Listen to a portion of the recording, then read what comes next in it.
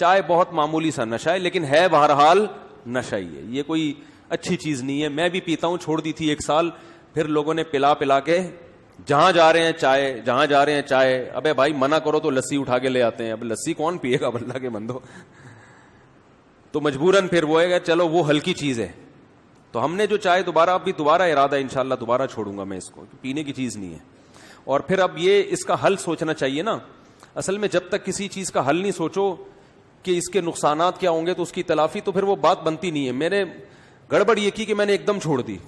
40 سال تک چائے پی ہے ہم نے, بچپن سے, پیدا ہوتے ہی پینا شروع کر دی تھی. مائیں تو بچپن دودھ جیسے ہی چھڑاتی ہیں بچے کو فوراً چائے پہ لے آتی ہیں نا, سب گھروں میں ہو رہا ہے. اب خود سوچو 40 سال ایک آدمی نے چائے پیو, دن میں 3 4 کپ, ایک دم چھوڑ دینا بڑا مشکل, لیکن ہم نے چھوڑ دی تھی. اور کئی دن تک دماغ کی سیٹنگ آؤٹ رہی ہے, لیکن 1 سال چھوڑ کے پھر وہ 10 دن میں کیفین کا نشہ ختم ہو جاتا ہے, لیکن ایک یادیں وابستہ رہتی ہیں.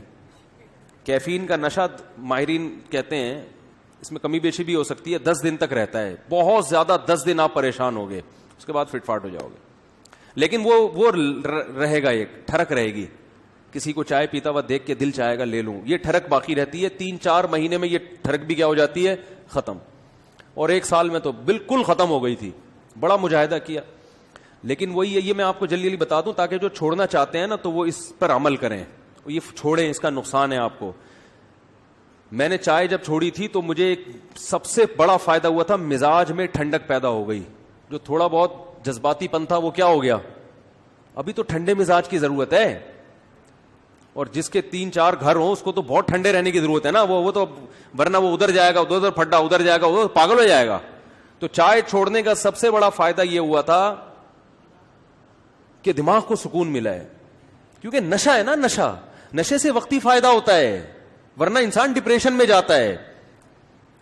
تو بہت دماغ میں ایک یعنی بہت سی باتوں پہ پہلے غصہ آتا تھا, وہ غصہ آنا ختم. اب ٹھنڈے دماغ سے آدمی فیصلہ کرتا ہے, میدا صحیح ہو جاتا ہے. چائے پیٹ کا بیڑا غرق کرتی ہے,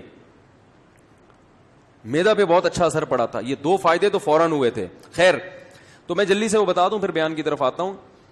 اب یہ ہوتا یہ ہے کہ ہمارے ہاں جب بھی کوئی ملنے آ رہا ہے, کسی سے ملنے جاؤ تو وہ کیا پیش کرے گا, چائے. اب میں نہیں پیتا تھا, میں نے کہا نہیں پینا, تو اس کو ایک الگ ٹینشن کہ اب ان کے لیے کیا بناؤ.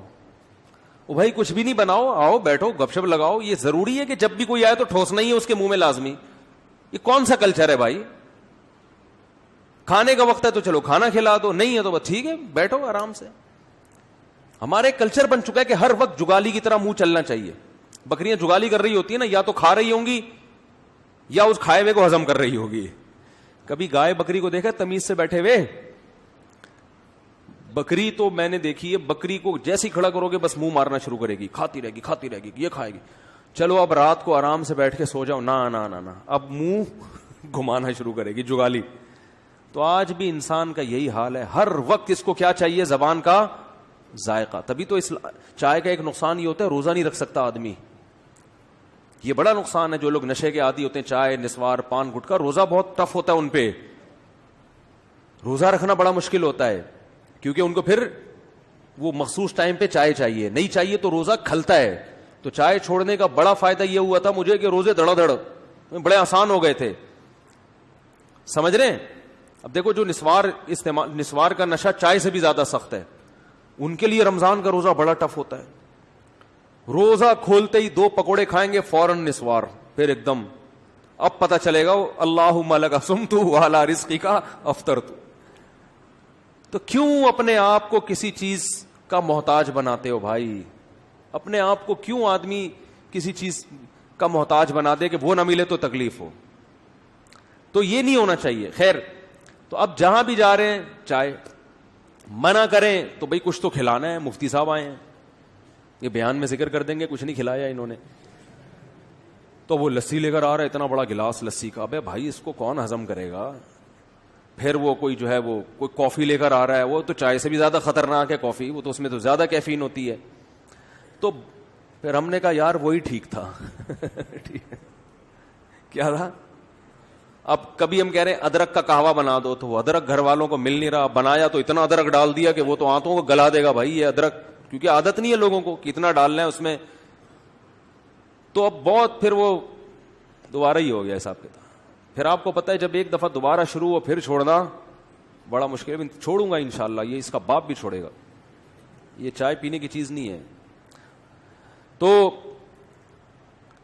اب چھوڑنے کا ایک طریقہ یہ ہے کہ آپ اس کا آلٹرنیٹ یہ تلاش کریں کہ اب لوگوں سے تو ملاقات تو ہوتی ہے, کچھ نہ کچھ تو وہ کھلائیں گے ہی, تو اپنے کھانے کی چیز اپنے ساتھ لے کے جائیں.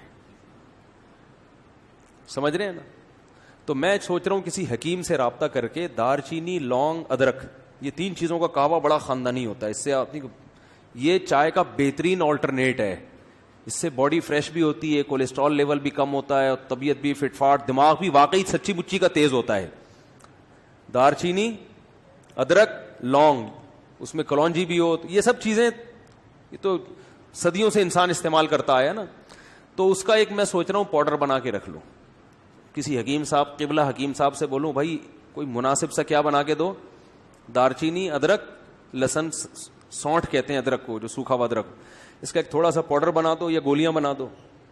اب کسی بھی گھر میں گئے ایک ڈبی سے ایک گولی نکال کے دی, ابے پانی میں ابال کے اس کو ڈال دے, یہ بنا کے لے. یہ ہماری پتی ہے. یہ کیا ہے ہماری؟ آپ نے چائے اگر پلانی ہی ہے تو یہ لیں اور اسے پانی میں بوائل کر کے لے آئیں. ہم اپنی پتی اپنے ساتھ, جیسے شوگر کے مریض اپنی شوگر اپنے ساتھ لے کے گھوم رہے ہوتے ہیں نا, اور یہ دودھ پتی بھی ہے, اس کو دودھ میں ڈال کے پی لو تو دودھ پتی کا مزہ آئے گا, اور اس سے آپ کو فریشنس وہی حاصل ہوگی جو کس سے ہوتی ہے, چائے سے, اس سے بھی زیادہ, اور وہ واقعی ہوگی. سمجھتے ہو کہ نہیں سمجھتے؟ لیکن اپنی ذمہ داری پہ کرنا ہے آپ نے یہ. تو یہ میں سوچ رہا ہوں کہ کچھ کر کے پھر دوبارہ سے چھوڑیں.